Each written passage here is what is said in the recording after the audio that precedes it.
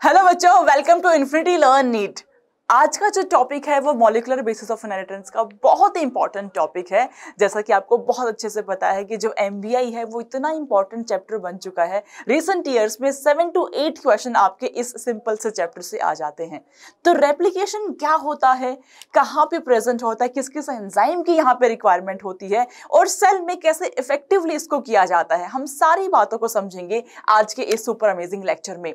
तो आज आपको क्लियर किया जाएगा कि लीडिंग स्ट्रैंड क्या होता है, लैगिंग स्ट्रैंड क्या होता है, डीएनए डिपेंडेंट डीएनए पॉलीमरेज इतना इफेक्टिव एंजाइम क्यों है, इतना हाई स्पीड से वो कैसे काम कर पाता है, और कौन सा ऐसा एंजाइम है जो कि प्राइमर को ऐड कर रहा होता है, कौन सा ऐसा एंजाइम है जो कि as a glue like enzyme act करता है। So let's get started everyone. So replication, first of all what is replication? अगर आप डीएनए से डीएनए को बनाते हो उसको हम कहते हैं रेप्लिकेशन। तो डीएनए अपनी ही कॉपीज को प्रोड्यूस कर रहा होता है जिसको कि आपने रेप्लिकेशन कहा। अब जो फर्स्ट प्रॉब्लम मेरे सामने आई वो ये आई कि जो डबल स्ट्रैंडेड डीएनए है मुझे सबसे पहले उसको अनवाइंड करना पड़ेगा। जब तक कि मैं उसको अनवाइंड नहीं करूंगी मैं एक नया स्ट्रैंड ऑफ डीएनए सिंथेसाइज नहीं कर सकती हूं, क्योंकि मेजल्सन एंड स्टॉल हमें समझा चुके हैं कि जो डीएनए का रेप्लिकेशन है that has to be semi conservative in nature, which means half of the DNA is parental and rest half will be newly synthesized। आधा DNA मतलब एक स्टैंड आपका पेरेंट से आएगा और दूसरा स्टैंड नया सिंथेसाइज हो जाएगा। तो ये आपको पहले से ही समझ में आ चुका है that this is a semi conservative mode of replication। अब ये semi conservative mode of replication DNA कैसे अपनाता है और कैसे अपने सेकंड स्टैंड को सिंथेसाइज कर रहा होता है। मेरे पास डीएनए के 2 स्ट्रैंड्स हैं, तो पहली चीज मेरे सामने ये आती है कि मुझे इस 2 स्ट्रैंड्स को अनवाइंड करना है। मैं आपको बड़ी ही अच्छी सी एक कहानी सुनाऊंगी और उस कहानी पे ही पूरा का पूरा टॉपिक आपका क्लियर हो जाएगा। तो मेरी कहानी के जो मेन किरदार है उसमें से एक किरदार है डीएनए और दूसरा किरदार है enzymes, A set of enzymes. बहुत सारे ऐसे एंजाइम्स हैं जो कि उस डीएनए को रेप्लिकेट करने में हेल्प कर रही हैं। अब जो डीएनए है वो डबल स्ट्रैंडेड है, 2 स्ट्रैंड्स उसके प्रेजेंट है, तो बहुत सारे एंजाइम्स आके उसकी हेल्प करेंगे। कोई एंजाइम उसको अनवाइंडिंग कराएगा, कोई एंजाइम उसमें डीएनटीपीएस को ऐड करेगा, कोई एंजाइम ऐसा होगा जो कि डीएनए को स्टिक करने में हेल्प करेगा, कुछ ऐसे एंजाइम्स भी होंगे जो कुछ आरएनए प्राइमर को ऐड कर रही होंगे। तो पहली प्रॉब्लम तो ये आती है कि जो डीएनए के 2 स्ट्रैंड्स है उसको अनवाइंड कौन करेगा। तो मेरे बच्चों जो पहला एंजाइम आएगा आपके सामने that will be your helicase. Helicase enzyme का जो फंक्शन होता है that is your unwinding of the DNA. DNA की अनवाइंडिंग करना मतलब जो 2 स्ट्रैंड्स है आपकी डीएनए के उसको ओपन करके रख देना, that will be the main function of helicase enzyme. क्योंकि जब तक कि आप 2 स्ट्रैंड्स को ओपन नहीं करेंगे एक स्ट्रैंड पेरेंटल मेरे सामने नहीं आएगा, और जब तक कि मेरे पास रेफरेंस स्ट्रैंड नहीं होगा तब तक मैं नया स्ट्रैंड उस पर सिंथेसाइज नहीं कर पाऊंगी। तो हेलिकेज का मेन काम है बच्चे 2 जो स्ट्रैंड्स है आपके उसको अनवाइंड करना। अब क्वेश्चन ये आता है कि कहां से अनवाइंड किया जाए। There has to be some point जहां पे कि हेलिकेज एक्ट करेगा। तो आपकी डीएनए में अगर मैं बात करूं यूकैरियोट्स की, इतना लंबा डीएनए है, 2.2 मीटर्स ऑफ डीएनए, कहां से अनवाइंडिंग शुरू करी जाए? तो अनवाइंडिंग शुरू करी जाती है एक स्पेसिफिक पॉइंट से, एंड दैट पॉइंट इज ओराई। That point is ori, which is called as the origin of replication, which is your origin of replication। ये ऐसा पॉइंट है जहां से कि आपका अनवाइंडिंग शुरू होगी। तो मैं इसको क्या स्टार्टिंग पॉइंट बोल सकती हूं? The answer is yes. तो ये आपका स्टार्ट पॉइंट हो जाता है जहां से कि आपकी अनवाइंडिंग ऑफ द डीएनए शुरू हो जाएगी। हेलिकेज ने एक्ट किया ओराई पे, डीएनए को ओपन किया। जब डीएनए को वो ओपन करेगा तो एक स्ट्रक्चर आपके सामने आता है जिसको कि आप वाई शेप्ड स्ट्रक्चर कहते हैं, and that will be called as replication fork. Yes you heard me right. जब डीएनए ने अनवाइंड किया तो जो स्ट्रक्चर आपके सामने आया उसको हमने बोला बच्चों रेप्लिकेशन फॉर्क। उसको हमने बोला बच्चों रेप्लिकेशन फॉर्क। ठीक है, देखते हैं ये रेप्लिकेशन फॉर्क कहां प्रेजेंट होता है और कैसे प्रेजेंट होता है। Let's understand everyone.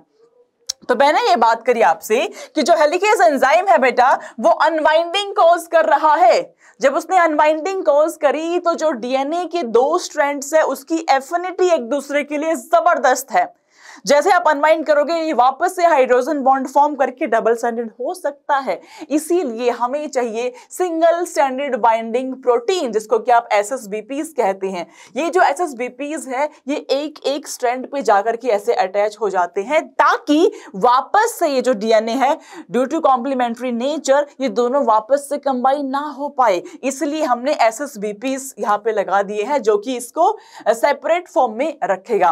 Now helicase ने अनवाइंडिंग करी, SSBP ने मेक श्योर किया कि जो दो स्ट्रैंड्स है वो अनवाइंडेड फॉर्म में ही रहे। कहां पे एक्ट किया? ओरिजिन ऑफ रेप्लिकेशन पे एक्ट किया है।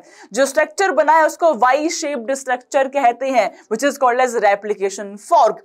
कुछ इस प्रकार का स्ट्रक्चर आपको देखने को मिलेगा। आप देखिए आपको वाई शेप दिख रहा है ना, इसको आप रेप्लिकेशन फॉर्क बुला देते हैं। ये मेरा हेलिकेज एंजाइम है जिसने अनवाइंडिंग को कॉज कर दिया है। ये मेरे SSBP प्रोटीन्स हैं जिन्होंने मेक श्योर किया है कि जो डीएनए के दो स्ट्रैंड्स है वो सेपरेटेड फॉर्म में रहे।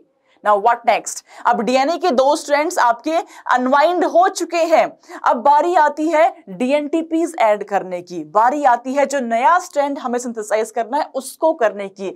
तो keeping in mind we have a parental strand, तो we need to synthesize the complementary strand of that parental strand. उसका हमें कॉम्प्लीमेंट्री स्ट्रैंड बनाना पड़ेगा।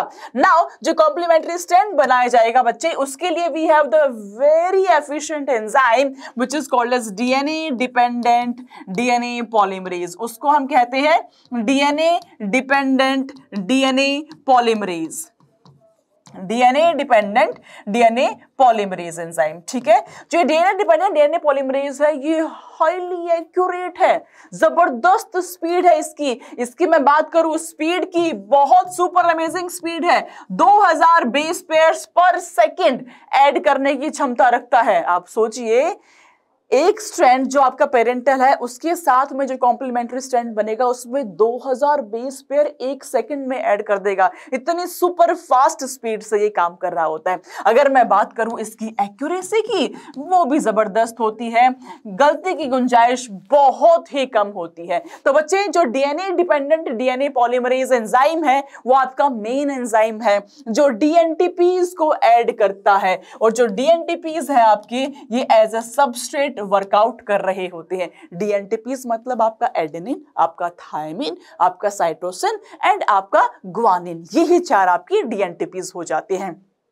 अब समझना मेरी बात ध्यान से, जो ये आपका DNA dependent DNA polymerase enzyme है बहुत अच्छी स्पीड है, जबरदस्त एक्यूरेसी है, लेकिन इसके साथ ना दो प्रॉब्लम्स हैं। पहली प्रॉब्लम तो ये है कि ये प्रोसेस को इनिशिएट नहीं कर सकता। ये बहुत एफिशिएंट है, 2000 बेस पेयर पर सेकंड ऐड करने की क्षमता रखता है, लेकिन ये प्रोसेस को इनिशिएट नहीं कर पाता, ये शुरुआत नहीं कर पाता। शुरुआत के लिए इसे किसी दूसरे एंजाइम की रिक्वायरमेंट होती है। तो जो दूसरा एंजाइम जो प्रोसेस को शुरू करता है दैट इज योर प्राइमेज। तो जो प्राइमेज है बच्चे उसका काम क्या होगा, वो आरएनए प्राइमर को ऐड करता है।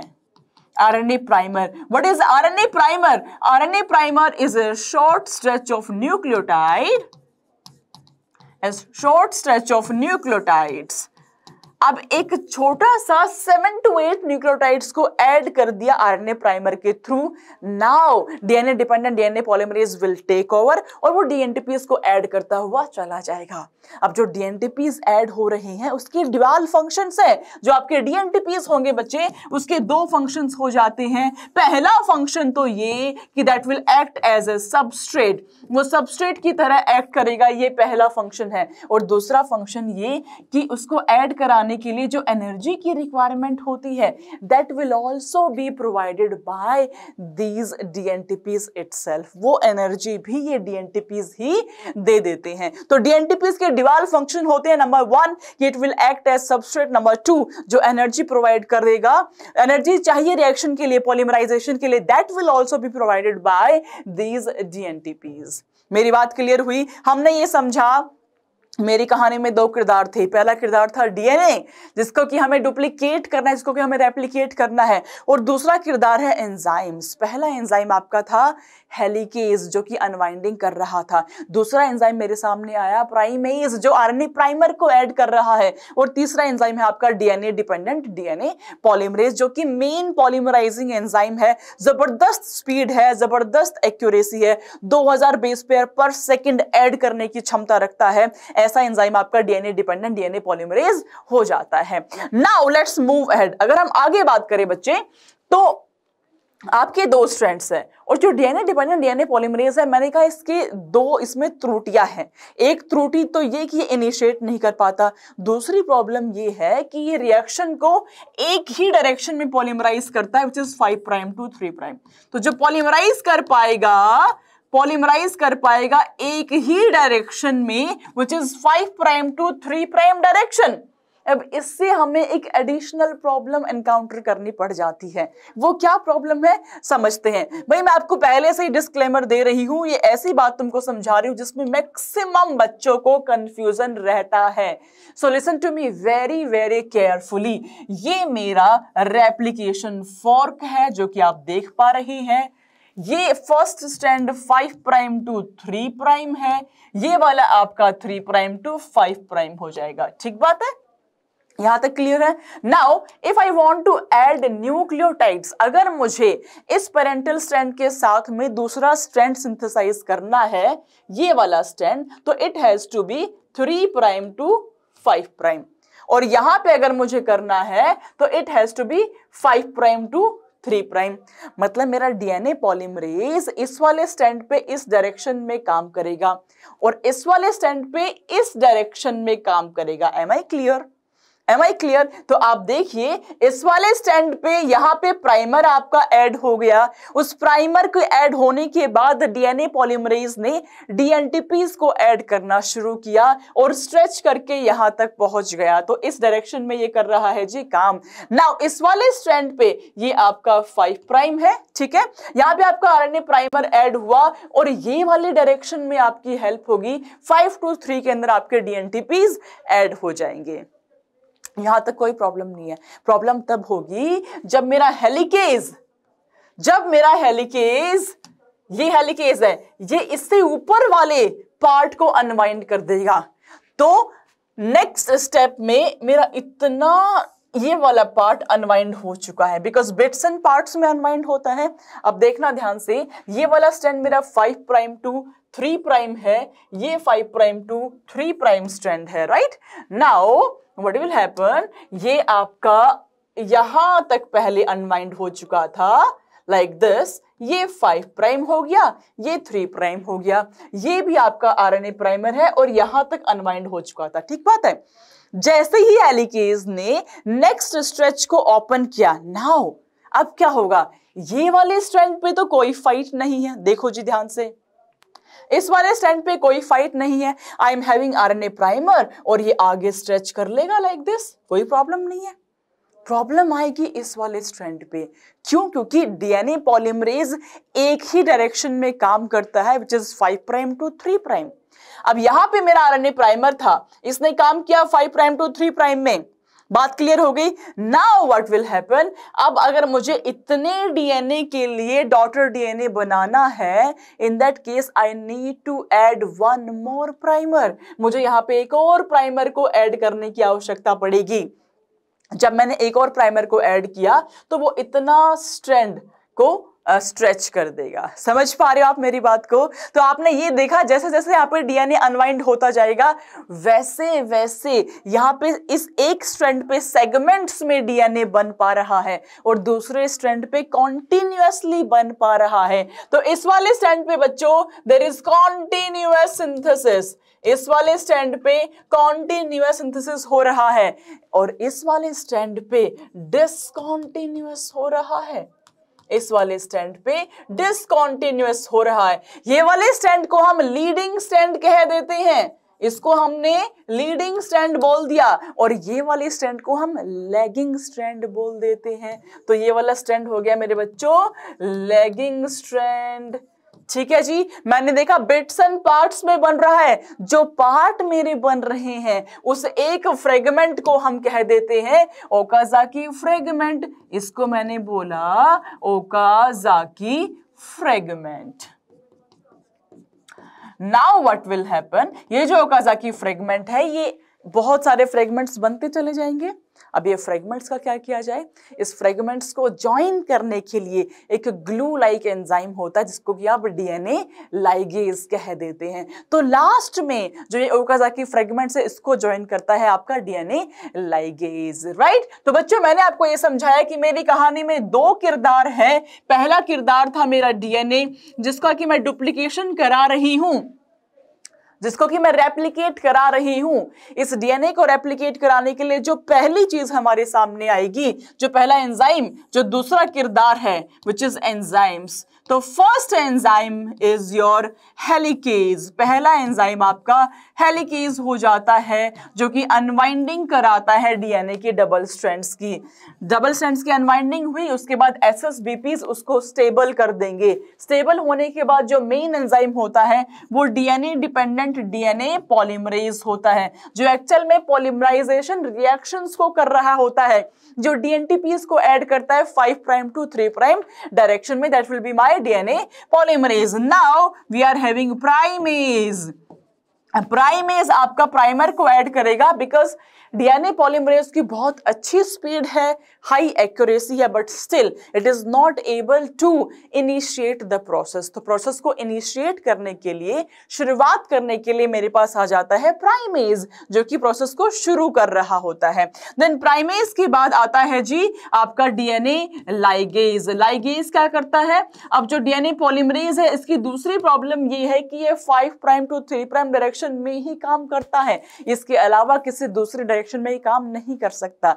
इसलिए मुझे मेरे फ्रेगमेंट्स प्रोड्यूस होते हैं, उस फ्रेगमेंट्स को आप ओकाजाकी फ्रेगमेंट्स कहते हैं। उस फ्रेगमेंट्स को ज्वाइन करा देता है आपका डीएनए लाइगेज। तो मेरी कहानी के किरदार है enzyme which is helicase, DNA polymerase, primase and DNA ligase.